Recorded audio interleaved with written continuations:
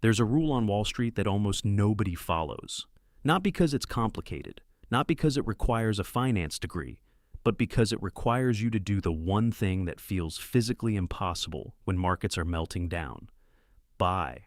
And there's a man who followed this rule so precisely, so ruthlessly, during one of the worst financial collapses in modern history, that he turned $10 million into over $800 million in a single year. His name is John Paulson, and the year was 2007. Now, before you switch off, this isn't another housing crash bad, banks greedy recap. You already know that story. What nobody talks about is how he saw it coming 2 years before it happened. And more importantly, what the exact same signals look like today. Because here's the thing about financial crises. They don't arrive as surprises to everyone. There are always a handful of people, maybe 5, maybe 10, sitting quietly in a room somewhere, watching the same data everybody else has access to, and seeing something completely different. The question is what they're seeing right now. Let's go back to 2005. The housing market is on a run that makes the Nifty 50 bubble look humble. Prices have doubled in some cities. Banks are handing out mortgages the way your barber hands out business cards to anyone who walks through the door. And on Wall Street, everyone's packaging these mortgages into something called CDOs, collateralized debt obligations, slapping a AAA rating on them and selling them to pension funds, sovereign wealth funds, and insurance companies around the world. The financial system had essentially built a skyscraper out of wet cardboard, put a fresh coat of paint on it, and told everyone it was earthquake-proof. John Paulson didn't believe them.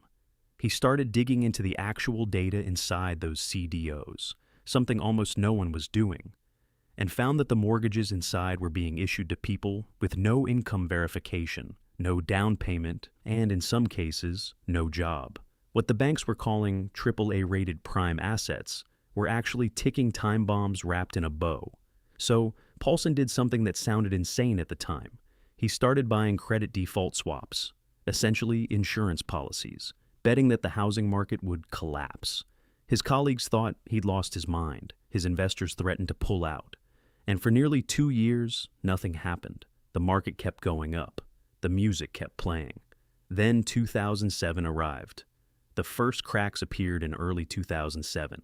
Small, easy to dismiss. A few subprime lenders started reporting higher than expected default rates. Housing prices in a handful of markets softened.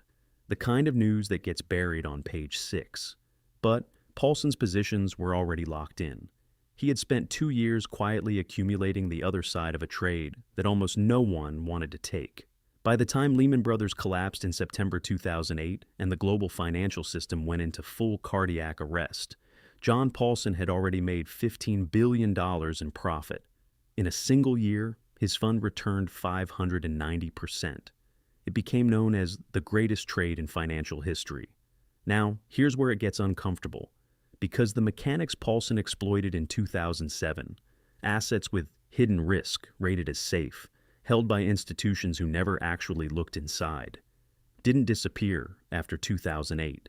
The specific packaging changed, the specific asset class changed. But the fundamental behavior, the willingness to trust a label without checking the contents, that's just human nature, and human nature doesn't get regulated away. Today there's a $10 trillion commercial real estate market sitting on a fault line that very few people are talking about. Office buildings across major U.S. cities are between 25 and 40% empty following the remote work shift. The loans on those buildings, taken out when interest rates were near zero, are coming due between now and 2027, and they need to be refinanced at rates that are more than double what they were when the loans were originated. Regional banks hold roughly 70% of commercial real estate debt in the United States, and unlike the big banks that got stress tested and restructured after 2008, regional banks operate with far less oversight. You can see where this is going. Now, is this a guaranteed collapse? No. There are scenarios where a combination of rate cuts, office conversions, and economic resilience soften the landing. Nobody knows for certain. But here's what Paulson's story actually teaches us. And it's not short everything and get rich. It's that the people who build generational wealth during financial chaos are almost never the ones who reacted fastest. They're the ones who did the work before anyone was worried. They held positions that felt embarrassing for 2 years. They sat with uncertainty long enough for the rest of the world to catch up to what they already knew. The crash that made Paulson a billionaire didn't make most people anything. Not because the information wasn't available, but because information without patience is just noise. And in a world where your phone delivers 17 market opinions before you've finished your morning coffee, patience might be the only real edge left. Warren Buffett once said that opportunities come infrequently. When it rains gold, put out a bucket, not a thimble. The question is whether you're building the bucket now or waiting until it's already raining.